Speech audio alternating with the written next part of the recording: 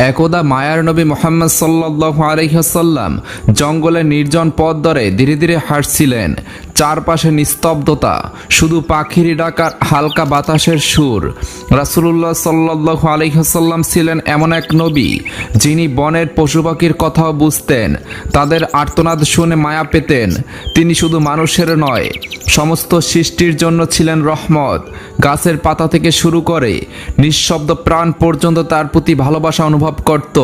হঠাৎ নবীজির দৃষ্টি পড়ল এক বেদনাদায়ক দৃশ্যের দিকে। এক ইহুদি একটি হরিণকে শক্ত করে বেঁধে রেখেছে। দয়ার নবী ধীরে ধীরে তার কাছে গেলেন। নবীজিকে দেখা মাত্রই হরিণটি কেঁদে উঠল। হরিণটি দয়ার নবী মুহাম্মদ সাল্লাল্লাহু আলাইহি ওয়াসাল্লামকে দেখার পর সাথে সাথে বলে উঠল, ইয়া রাসূলুল্লাহ, ইয়া হাবিবাল্লাহ, আজ সকালে আমি আমার বাচ্চাদেরকে বাসায় রেখে খাবার অন্বেষণের জন্য বের হয়েছিলাম। হে আল্লাহর নবী, এমন সময় ইহুদি আমার সামনে আসে এবং আমাকে বন্দি করে ফেলে। সকাল থেকে এই পর্যন্ত সে আমাকে বন্দি করে রেখেছে। ইয়া রাসূলুল্লাহ, আমার দুধের বাচ্চা রয়েছে। সকাল থেকে এই পর্যন্ত তাদেরকে আমি দুধ খাওয়াতে পারিনি। হয়তোবা তারা আমাকে না পেয়ে অনেক অস্থির হয়ে পড়েছে এবং তাদের গলা দুধ না খাওয়ার কারণে শুকিয়ে গিয়েছে। হে আল্লাহর নবী, ওগো আল্লাহর হাবিব, আমি শেষবারের মতো আমার বাচ্চাদের সাথে একবার সাক্ষাৎ করতে চাই। দয়া করে আপনি এর একটা ব্যবস্থা করে দিন। হরিণের এই আর্জি শুনে দয়ার নবী মুহাম্মদ সাল্লাল্লাহু আলাইহি ওয়াসাল্লামের অন্তর কেঁদে উঠল। এই মর্মস্পর্শী আর্জি শুনে নবীজির চোখে জল এসে গেল। সেই করুণাময় হৃদয়ে সে কখনো কোনো প্রাণীর কষ্ট সহ্য করতে পারতেন না। তিনি নরম কণ্ঠে বললেন, হে ইহুদি, তুমি কেন এই হরিণকে আটকে রেখেছো? তখন ইহুদি বলল, আমি হরিণকে শিকার করেছি, আর জঙ্গলের প্রাণী শিকার করা তো বৈধ, তাই আমি হরিণকে আটকে রেখেছি। তখন হযরত মুহাম্মদ সাল্লাল্লাহু আলাইহি ওয়াসাল্লাম বললেন, হে ইহুদি, তুমি কি দেখতে পাচ্ছ না এটা একটি মা হরিণ এবং তার স্তন দুধে পরিপূর্ণ হয়ে রয়েছে। সে তার বাচ্চাদেরকে দুধ না খাওয়ার কারণে অনেক কষ্ট পাচ্ছে। তুমি তাকে ছেড়ে দাও।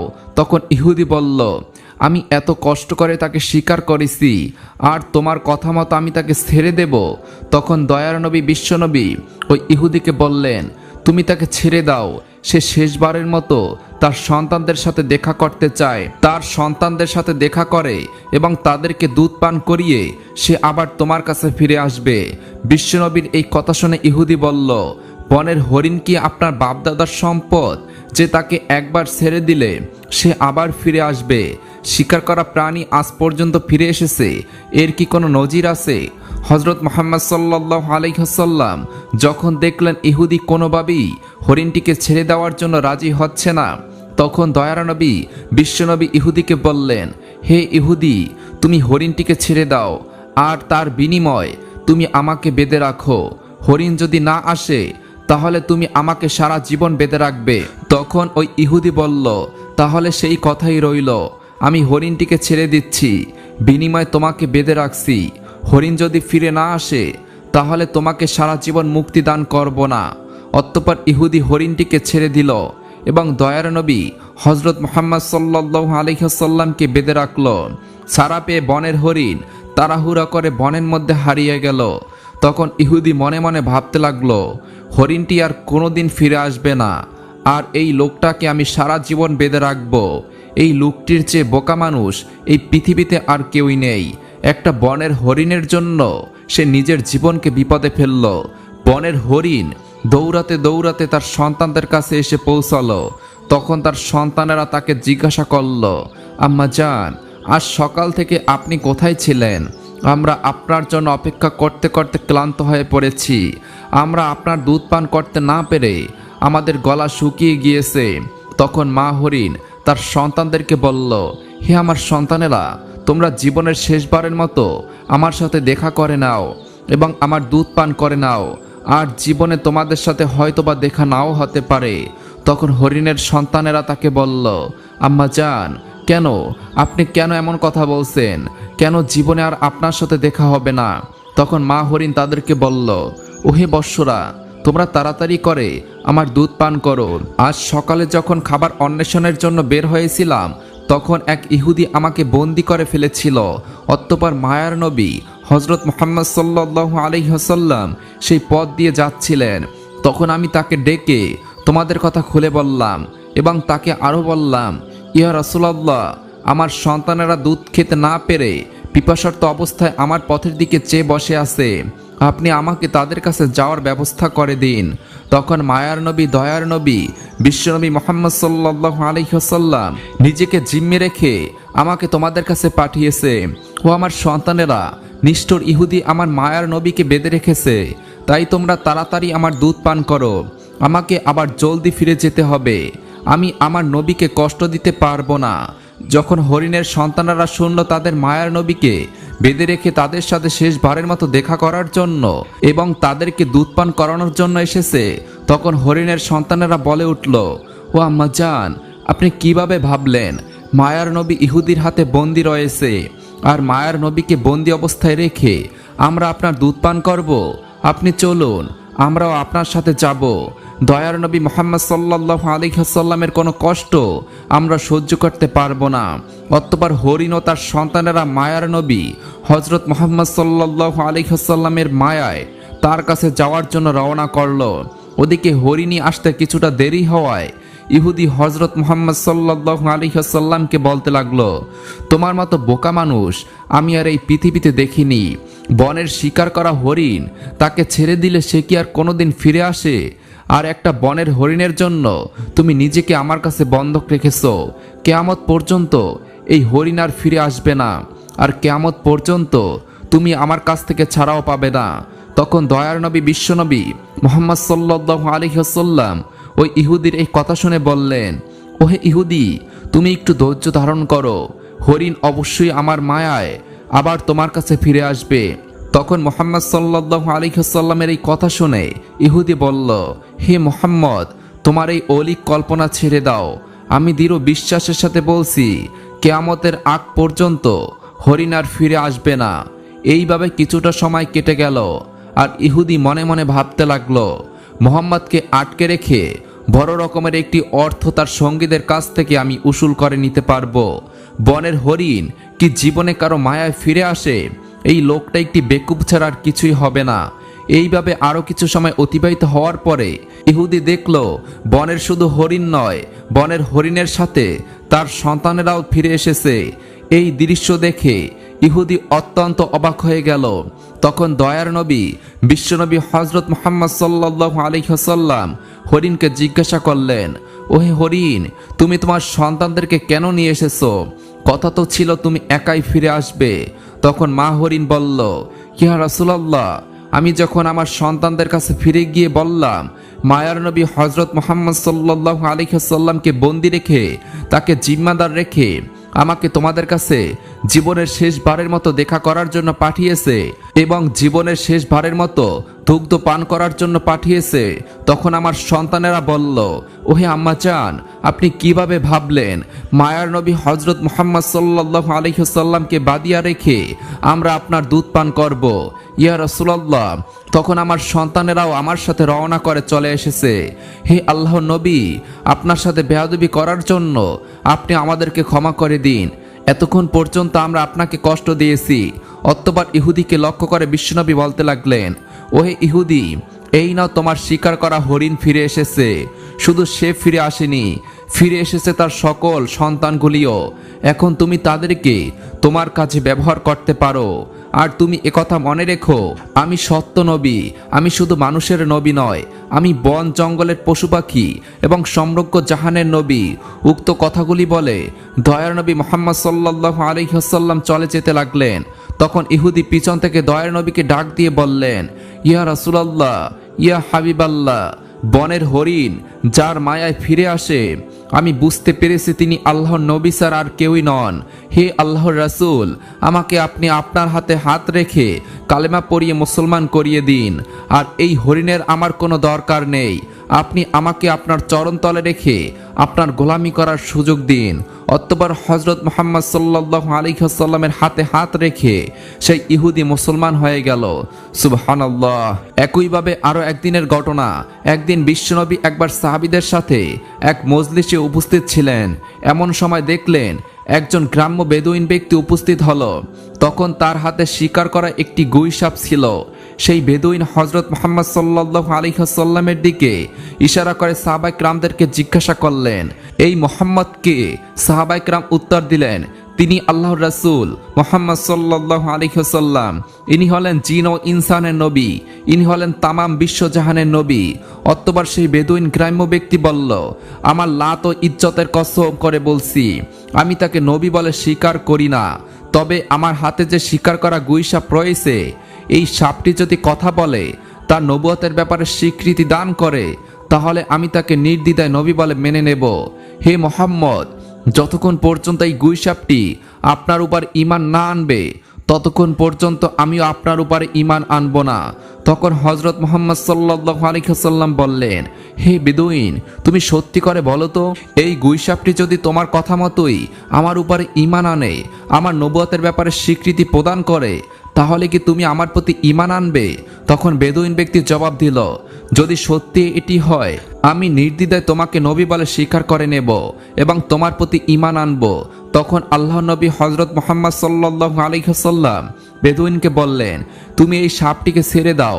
রাসূল আকরাম সাল্লাল্লাহু আলাইহি ওয়াসাল্লামের আদেশ মতো সেই বেদুইন ব্যক্তি তার সাপটিকে ছেড়ে দিল। এরপর বিশ্বনবী ওই গুই সাপটিকে ডাক দিয়ে বললেন, হে গুই সাপ। ওই সাপকে ডাক দেওয়ার সঙ্গে সঙ্গে সেই সাপটি সকলের বোধগম্য বিশুদ্ধ আরবি ভাষায় জবাব দিল, লাব্বাইক ইয়া রাসূলুল্লাহ, আমি আপনার খেদমতে উপস্থিত এবং আমি আপনার অনুগত। এই সাপের এই কথাগুলো উপস্থিত সকলে স্পষ্টভাবে শুনল এবং বুঝতে পারল। এরপর রাসূলুল্লাহ সাল্লাল্লাহু আলাইহি ওয়াসাল্লাম গুই সাপকে জিজ্ঞাসা করলেন, হে গুই সাপ, তুমি কার ইবাদত করো? জবাবে ওই গুই সাপ বলল, আমি ওই আল্লাহর ইবাদত করি, যার আরশ আকাশে, যার রাজত্ব দুনিয়াতে, যিনি সমুদ্রের ভিতরে পথ সৃষ্টি করেছেন, যিনি বেহেশত ও দোজখ সৃষ্টি করেছেন। আল্লাহ নবী হযরত মুহাম্মদ সাল্লাল্লাহু আলাইহি ওয়াসাল্লাম ওই গুই সাপকে পুনরায় জিজ্ঞাসা করলেন, হে গুই সাপ, আমি কে? তখন ওই গুই সাপ স্পষ্টভাবে জবাব দিল, আপনি আল্লাহর রাসূল এবং আপনি আখিরি নবী। যে ব্যক্তি আপনার সততা স্বীকার করবে সে সফলকাম হবে, আর যে ব্যক্তি আপনাকে মিথ্যা প্রতিপন্ন করবে সে ব্যর্থ হবে। অতঃপর হযরত মুহাম্মদ সাল্লাল্লাহু আলাইহি ওয়াসাল্লাম সেই গ্রাম্য বেদুইন লোকটির দিকে লক্ষ্য করে বললেন, হে বেদুইন, এখন কি তোমার মনে আমি আল্লাহর রাসূল হওয়ার ব্যাপারে আর কোনো সন্দেহ রয়েছে? তখন ওই বেদুইন ব্যক্তিটি বলল, ইয়া রাসূলুল্লাহ, ইয়া হাবিবাল্লাহ, যার নবুয়তের ব্যাপারে একটি গুই সাপ পর্যন্ত সাক্ষ্য দেয়, তার নবুয়তের ব্যাপারে সন্দেহ করার মতো আমি কে? হে আল্লাহর হাবিব, আপনি আমাকে মুসলমান বানিয়ে দিন এবং আপনার চরণতলে খেদমত করার সুযোগ দান করুন। তখন সেই বেদুইন হুজুর আকরাম সাল্লাল্লাহু আলাইহি ওয়াসাল্লামের হাতে হাত রেখে কালেমা পরে মুসলমান হয়ে গেল। সুবহানাল্লাহ। এরপরে একবার আবু জাহেল তার সঙ্গপাঙ্গদেরকে নিয়ে রাসূল আকরাম সাল্লাল্লাহু আলাইহি ওয়াসাল্লামের কাছে এসে বলল, হে মুহাম্মদ, ওই যে আকাশে চাঁদটা দেখা যাচ্ছে, তুমি যদি ওই চাঁদটাকে দ্বিখণ্ডিত করে দেখাতে পারো, তাহলে আমরা তোমার উপর ঈমান এনে ইসলাম ধর্ম গ্রহণ করব। তখন রাসূল আকরাম সাল্লাল্লাহু আলাইহি ওয়াসাল্লাম তাদেরকে বললেন, আমি যদি সত্যি এই আকাশের চাঁদকে দ্বিখণ্ডিত করে দেখাতে পারি, তাহলে কি তোমরা আমার উপর ঈমান আনবে এবং আল্লাহকে আল্লাহ বলে স্বীকার করবে? তখন তারা বলল, আগে আমাদেরকে চাঁদটি দ্বিখণ্ডিত করে দেখাও। সত্যি আমরা তোমাকে কথা দিচ্ছি, যদি এই কাজ তুমি করে দেখাতে পারো, তাহলে তোমার উপরে নিশ্চিন্তভাবে ঈমান আনব এবং তোমার আল্লাহকে আল্লাহ বলে স্বীকার করব আর তোমাকে নবী বলে স্বীকার করব। তখন হুজুর আকরাম সাল্লাল্লাহু আলাইহি ওয়াসাল্লাম আল্লাহ রাব্বুল আলামিনের দরবারে দোয়া করলেন, হে আল্লাহ, আপনি এই আকাশের চাঁদকে দ্বিখণ্ডিত করে দিন।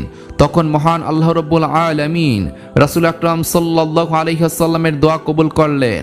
দোয়া করার পর বিশ্বনবী চাঁদের দিকে নিজের আঙ্গুলের ইশারা করলেন, আর সাথে সাথে আকাশের চাঁদ দ্বিখণ্ডিত হয়ে গেল। চাঁদের দুইটি খণ্ড পরস্পর পরস্পর হতে এত দূরে সরে গিয়েছিল যে এর মধ্যভাগে হেরা পর্বত দেখা যাচ্ছিল এবং চাঁদের দ্বিখণ্ডিত হওয়ার ব্যাপারটি কাফেরেরা ভালোভাবে দেখতে পাচ্ছিল। এবার আল্লাহ নবী হযরত মুহাম্মদ সাল্লাল্লাহু আলাইহি ওয়াসাল্লাম প্রত্যেকটি কাফেরের নাম ধরে ধরে ডেকে বলতে লাগলেন, হে আবু জাহেল, হে লোক সকল, হে আবু জাহেল, আমি তোমাদের কথা মতো আকাশের চাঁদকে দ্বিখণ্ডিত করে দিয়েছি, আর তোমরা এখন তোমাদের ওয়াদা মতো আল্লাহকে ইলাহা বলে স্বীকার করো এবং আমাকে নবী বলে বিশ্বাস করে নাও। তখন কাফেরেরা হাসতে হাসতে বলতে লাগলো, ওরে মুহাম্মদ, এতদিন তো আমরা জানতাম তুমি এই পৃথিবীর বিভিন্ন জিনিসের উপরে জাদু করার ক্ষমতা রাখো, কিন্তু আজ তো দেখেছি তুমি আকাশের চাঁদের উপরও জাদু করার ক্ষমতা রাখো। তোমার মতো এত বড় জাদুকর আমরা এই পৃথিবীতে আর কখনোই দেখিনি। আর তুমি এই কথাও জেনে রাখো, আমরা কোনো জাদুকরকে কখনোই নবী বলে স্বীকার করতে পারি না। মূলত আল্লাহ রাব্বুল আলামিন তাদের ভাগ্যে ইমানের দৌলত লিখে রাখেনি, তাই তারা আল্লাহ রাসূল সাল্লাল্লাহু আলাইহি ওয়াসাল্লামের পক্ষ থেকে এত বড় একটি মুজিজা দেখার পরেও ঈমান গ্রহণ করল না। হযরত মুহাম্মদ সাল্লাল্লাহু আলাইহি ওয়াসাল্লামের এই বিশেষ মুজিজার ব্যাপারে আল্লাহ রাব্বুল আলামিন কোরআনুল কারীমে উল্লেখ করে দিয়েছেন। একই রকমের আরো একদিনের একটি ঘটনা, একদা রাসূলুল্লাহ সাল্লাল্লাহু আলাইহি ওয়াসাল্লাম ওসামা রাদিয়াল্লাহু তাআলা আনহুকে নিয়ে কোথাও সফরে যাচ্ছিলেন। ইতিমধ্যে হযরত মুহাম্মদ সাল্লাল্লাহু আলাইহি ওয়াসাল্লাম ওসামাকে বললেন, হে ওসামা, তুমি খুঁজে দেখো ইস্তেনজার জন্য কোনো জায়গা খুঁজে পাওয়া যায় কিনা। তখন ওসামা রাদিয়াল্লাহু তাআলা আনহু নবী করিম সাল্লাল্লাহু আলাইহি ওয়াসাল্লামের নির্দেশ পেয়ে ইস্তেনজা করার জন্য জায়গা খুঁজতে লাগলেন, কিন্তু দুদক মরুভূমি হওয়ায় তিনি কোনো জায়গা খুঁজে পেলেন না। অতঃপর তিনি রাসূল আকরাম সাল্লাল্লাহু আলাইহি ওয়াসাল্লামের কাছে এসে আরজ করলেন, ইয়া রাসূলুল্লাহ, এই ময়দানের আড়াল হওয়ার মতো কোনো জায়গা নেই। তখন আল্লাহর রাসূল বিশ্বনবী বললেন, তবে দেখো আশেপাশে কোনো বৃক্ষ বা পাথর আছে কিনা। তখন ওসামা রাদিয়াল্লাহু তাআলা আনহু বললেন, হে আল্লাহর নবী, আশেপাশে কিছু বৃক্ষ পাথর আছে বটে। তখন আল্লাহর নবী বললেন, তুমি সেই বৃক্ষ এবং পাথরগুলোকে গিয়ে বলো, আল্লাহর নবী তোমাদেরকে নির্দেশ দিয়েছেন তোমরা একত্র হয়ে যাও এবং তার ইস্তেনজার জন্য একটি উপযুক্ত পরিবেশ তৈরি করে দাও। তখন ওসামা রাদিয়াল্লাহু তাআলা আনহু সেই গাছগুলোর কাছে গিয়ে বলতে লাগলেন, হে বনের গাছ, আল্লাহর নবী রাসূল আকরাম সাল্লাল্লাহু আলাইহি ওয়াসাল্লাম তোমাদের মাঝে বসে ইস্তেনজা করতে চাচ্ছেন। তিনি তোমাদেরকে এই নির্দেশ দিয়েছেন যে তোমরা পরস্পর একত্রিত হয়ে মিলিত হয়ে যাও এবং তার ইস্তেনজা করার জন্য একটি উপযুক্ত জায়গা ব্যবস্থা করে দাও। বিশ্বনবীর এই নির্দেশ শোনা মাত্রই গাছগুলো পরস্পরের কাছাকাছি হয়ে একত্রিত হয়ে গেল। এরপরে রাসূল আকরাম সাল্লাল্লাহু আলাইহি ওয়াসাল্লাম সেই গাছগুলোর আড়ালে বসে ইস্তেনজা করলেন। ইস্তেনজা করার পরে রাসূল আকরাম সাল্লাল্লাহু আলাইহি ওয়াসাল্লাম ফিরে এসে ওসামা রাদিয়াল্লাহু তাআলা আনহুকে পুনরায় বললেন, হে ওসামা, তুমি গাছগুলোকে গিয়ে বলো তারা যেন পরস্পর থেকে বিচ্ছিন্ন হয়ে যায় এবং তাদের জায়গা মতো চলে যায়। অতঃপর ওসামা রাদিয়াল্লাহু তাআলা আনহু আবার গাছগুলোর কাছে গিয়ে বললেন, হে বৃক্ষদল, আল্লাহ নবী তোমাদেরকে আবার নিজের জায়গায় যাওয়ার জন্য নির্দেশ দিয়েছেন। রাসূল আকরাম সাল্লাল্লাহু আলাইহি ওয়াসাল্লামের নির্দেশ পাওয়া মাত্র বৃক্ষদল যে যার জায়গায় আবার ফিরে গেল। সুবহানাল্লাহ। প্রিয় দর্শক, এই ছিল বিশ্বনবীর জীবনের বিশেষ কিছু মুজিজা। আল্লাহ রাব্বুল আলামিন আমাদের সবাইকে বিশ্বনবীর জীবন থেকে শিক্ষা গ্রহণ করে আমাদেরকে সোনালী জীবন গঠন করার তৌফিক দান করুক। সকলেই কমেন্টে লিখুন আমিন। এরকম ভিডিও পেতে আমাদের চ্যানেলটি সাবস্ক্রাইব করে পাশে থাকা বেল আইকনটি বাজিয়ে রাখুন। ধন্যবাদ।